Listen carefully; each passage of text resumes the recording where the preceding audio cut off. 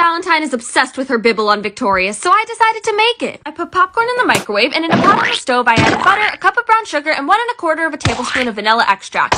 Then I melted them all together until the mix was bubbling. Next I added a half a teaspoon of baking soda, as well as the popcorn, and stirred the mixture around. After I turned the stove off and let the noodles cool, I put it into a bowl and poured melted white chocolate on top. I stirred that around and added pink sugar and sprinkles. Here's how it came out. It was so sweet. I can definitely see why Kat is addicted. Now all we need is another season of Victorious, am I right?